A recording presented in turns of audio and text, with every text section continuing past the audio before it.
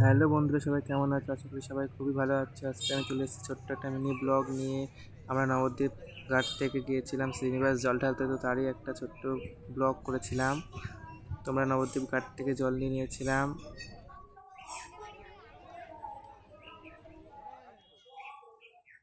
নবদ্বীপ ঘাট থেকে জল নেওয়ার পরে আমরা শ্রীনিবাসের দিকে হাঁটা শুরু করেছিলাম। আমরা পায়ে হেঁটেই গিয়েছিলাম পুরোটা।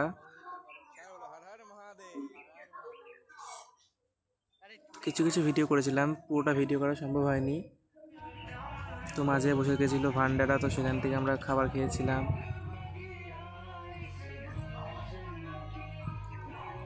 রাস্তাতে প্রায় ভালোই অনেকেই খাবার দিচ্ছিল, তো সেখান থেকে কিছু কিছু খাবার নিচ্ছিলাম। তো তারপরে রাতের দিকে এটা ভিডিও, রাতের দিকে সবাই বাঘ নিয়ে যখন যাচ্ছিল তখনকার। আমরা সাথে কোনো বাঘ নিয়ে গিয়েছিলাম না। তো এটা লাইন, রাতের দিকে লাইন, আমরা রাত 12টার দিকে পৌঁছেছিলাম। তো তারপরে খুবই লাইন পড়েছিল, দেখতে পাচ্ছ কতটা লাইনের পিছনে আমরা আছি। রাত 12টার থেকে প্রায় 5টা অবধি লাইনে ছিলাম, তারপরে আমরা জল ঢালতে পেরেছিলাম।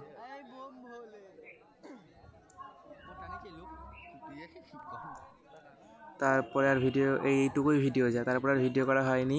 তো ভিডিওর মধ্যে জল ঢালার ভিডিও করতে পারি, সেটা তোমাদের কাছে ছবি শেয়ার করলাম। তো জল ঢালার পরের মুহূর্ত এটা।